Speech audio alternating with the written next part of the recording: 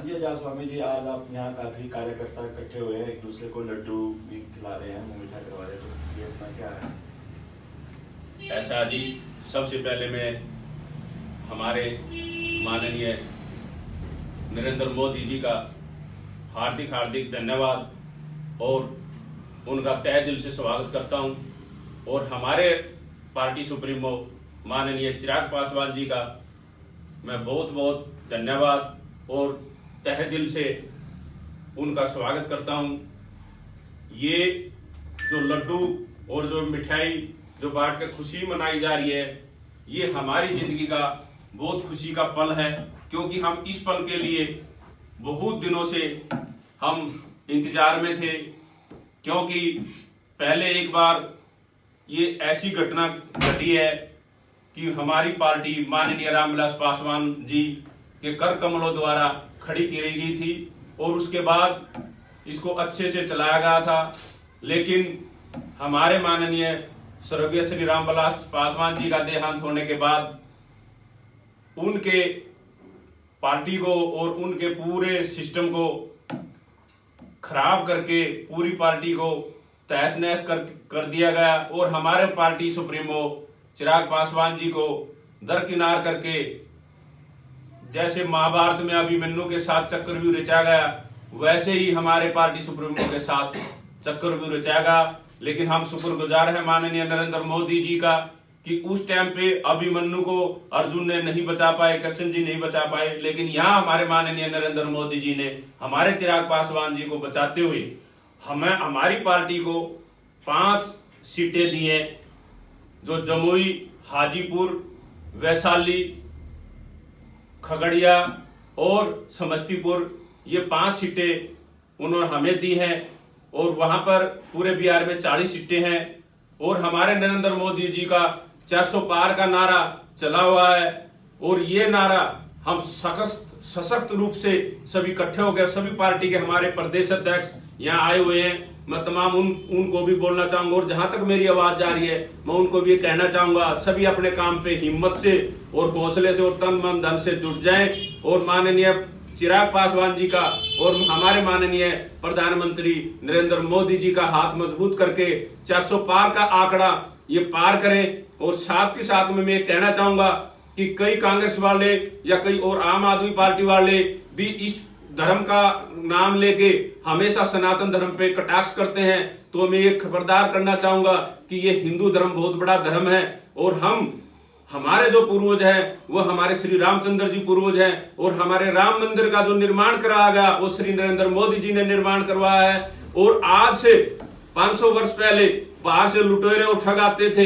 हमारे मंदिरों को, और हमारी इज्जतों को लूटकर बहन बेटियों का साथ दुर्व्यवहार किया जाता था।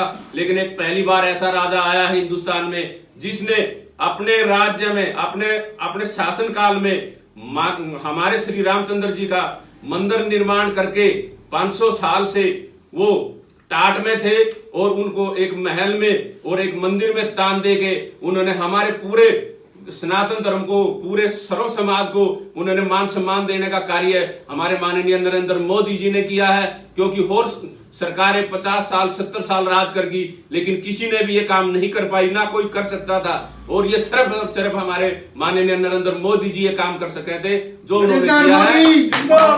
नरेंद्र मोदी जिंदाबाद, चिराग पासवान जिंदाबाद, चिराग पासवान जिंदाबाद। और मैं ये कहना चाहूंगा, सबसे जरूरी तो अपने पार्टी के जितने भी कार्यकर्ता हैं, हम भी एक पार्टी के कार्यकर्ता हैं, कोई पदाधिकारी की कोई बात ही नहीं है इसमें। हमने अपना पार्टी कार्यकर्ता के रूप में काम करना है, और हम एनडीए के घटक दल हैं, और हमने जहां भी हमारा स्टेट है, हमारे पास 6 राज्यों का प्रभार है, हिमाचल, हरियाणा और पंजाब, दिल्ली और चंडीगढ़। मैं सभी को और पूरे राष्ट्रीय महासचिव होने के नाते मैं पूरे देश में सभी से आग्रह करूंगा कि आप कुछ ना देखें, कमल का फूल देखें, और हमारे जो भी निशान है वो कमल का फूल है, माननीय नरेंद्र मोदी जी। और हमारी जो 5 सीटें हैं उन पे हमारा हेलीकॉप्टर का निशान देखें, बाकी कुछ ना देखें। और मैं इन्हीं शब्दों के साथ मैं दोबारा से कहना चाहूंगा कि हमारे माननीय चिराग पासवान जी ने जो मेहनत करी है, जो मेहनत के साथ उन्हें लड़ाई लड़ी है, जो उन्होंने जंग लड़ी है,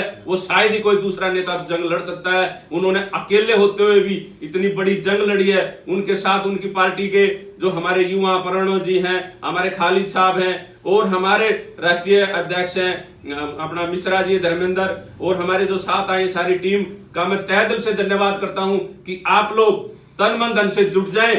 और ये जो चक्रव्यूह हमारे मोदी जी ने कटवा दिया है चिराग पासवान जी का, तो ये जिम्मेवारी उनके कंधों पर ज्यादा बढ़ती है, और उनकी जिम्मेवारी बढ़ती है तो हमारे कंधों की जिम्मेवारी बढ़ती है। हम अपनी जिम्मेवारी बखूबी निभाएंगे। जय हिंद, जय भारत। रामविलास पासवान, रामविलास पासवान, रामविलास पासवान, आजाद स्वामी जिंदाबाद, आजाद स्वामी जिंदाबाद। आप आगे बढ़ो, हम आपके साथ हैं, आप आगे बढ़ो, हम आपके साथ हैं। आपने अभी एक कांग्रेस और आम आदमी पार्टी की बात करी है, तो आप उन्होंने क्या ऐसा कटाक्ष किया धर्म के ऊपर, और कौन से किस पार्टी से आपका मुख्य मुकाबला है? ऐसा है जी, सबसे पहली बात तो ये है कि मैं आपके सबसे लास्ट वाले सवाल का जवाब दूं कि पहले वाले का दूं।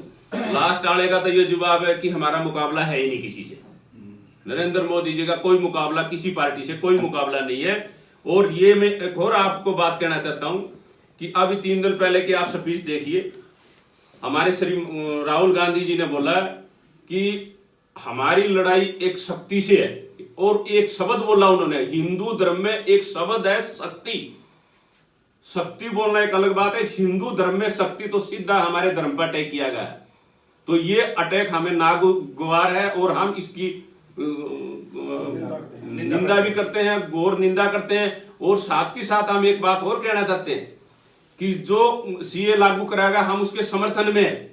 और आम आदमी पार्टी वहां से रोहिंग्या को बसाती है तो धरना दरवाती है। और जब ये जो भी हमारा धर्म है, धर्म का मतलब क्या है, हिंदू धर्म है, जो कम परसेंटेज में है, वो वहां से दुखी होके आते हैं।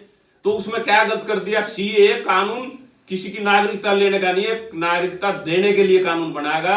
ये दोनों पार्टियां पब्लिक को गुमराह कर रही हैं। और हिंदू, मुस्लिम, सिख, ईसाई सब हमारे भाई भाई, हमने किसी के कोई बैर नहीं है। सर्वधर्म, सभी की एकता, सभी का विकास, ये हमारे माननीय नरेंद्र मोदी जी का नारा है, और यही हमारे विचार हैं। और हमारी बहनों के लिए और माताओं के लिए जो स्कीम चलाई है पर महीने 1000 रुपए, और मैं आगे आने वाले टाइम के लिए एक और बात कहना चाहता हूं कि अगर बिल माफ हो तो सर्व समाज में, जैसे किसान है, मजदूर है, व्यापारी है, जो गरीब है, उनके सभी के बिजली के बिल माफ होने चाहिए। आने वाली जो सरकार आएगी, और कोई भी कर्जा है तो उसका ब्याज माफ हो, न कि किसी एक चीज का हो।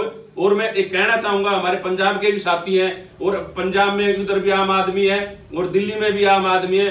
SYL का मुद्दा है, हम चाहेंगे वो बड़े भाई की भूमिका निभाए, और हरियाणा वाले छोटी भाई की भूमिका निभाए। जिसके हिस्से का पानी है वो भी मिलना चाहिए। ये हमारी तरफ से मांग है, ये पूरे प्रदेश की तरफ से मांग है कि हमारे हिस्से का पानी मिलना चाहिए। क्योंकि ये सुप्रीम कोर्ट के आदेश होने के बाद भी आज तक कोई भी सरकार इसको नहीं दिला पाई है। तो मैं किसानों की तरफ से ये मांग करता हूं कि हमें हमारा हक दिया जाए। जय हिंद, जय भारत।